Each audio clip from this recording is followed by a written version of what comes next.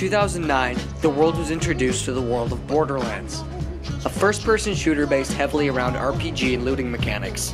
Borderlands took the idea of killing enemies with weapons to earn stronger weapons to fight stronger enemies and put it into a first-person shooter format. The original journey across Pandora was memorable and fun, albeit packing a somewhat uninteresting story. I'm happy to report that Borderlands 2 improves upon the first game in almost every way possible, including its plot.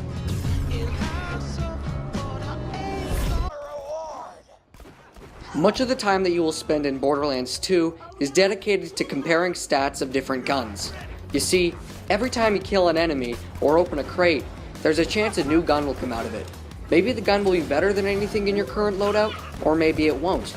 It's that constant sense of anticipation and wonder of when a new weapon will drop that keeps many players, including myself, hooked.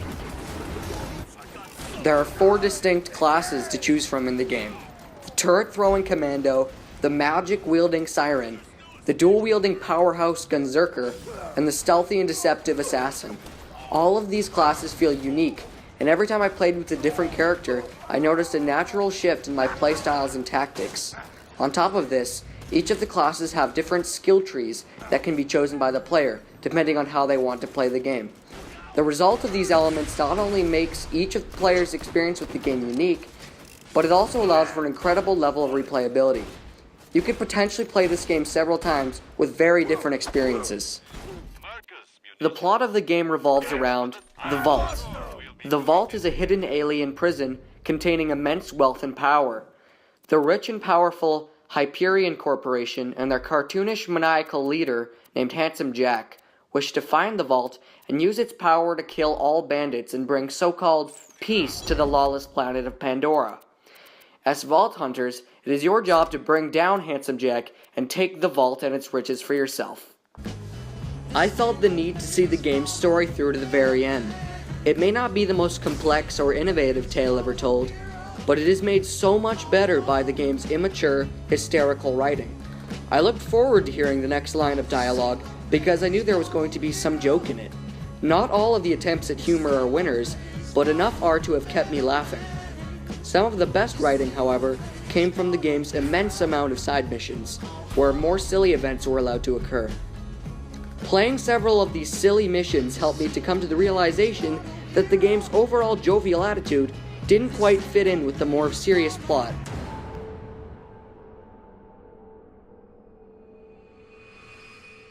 It's cute that y'all think you're the heroes of this little adventure, but you're not.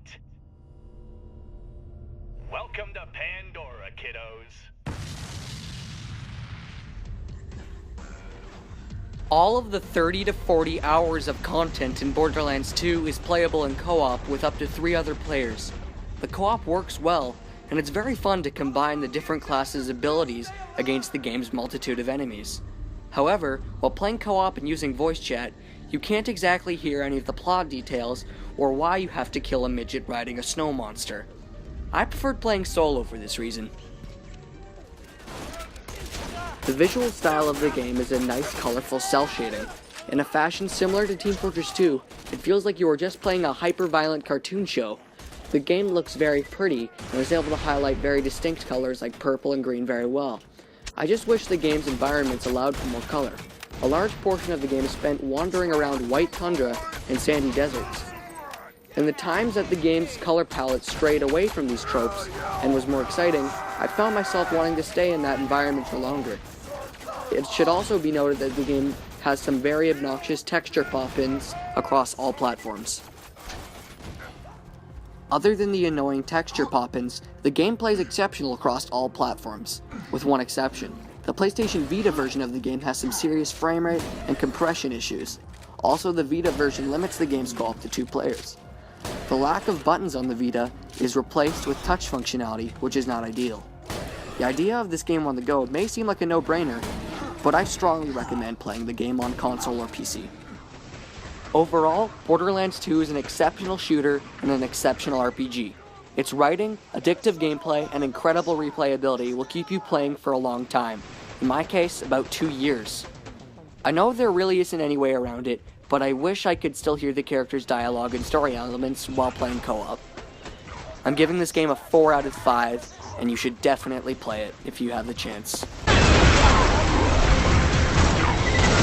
Screaming!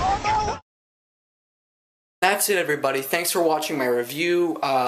Make sure you leave a comment and tell me how I did, because that's really all I'm doing this for. I just want some feedback. So just leave a comment. Tell me what you thought about it. You can tell me you hate me. You can tell me you love me. Go for it. Thanks for watching, guys. Bye-bye.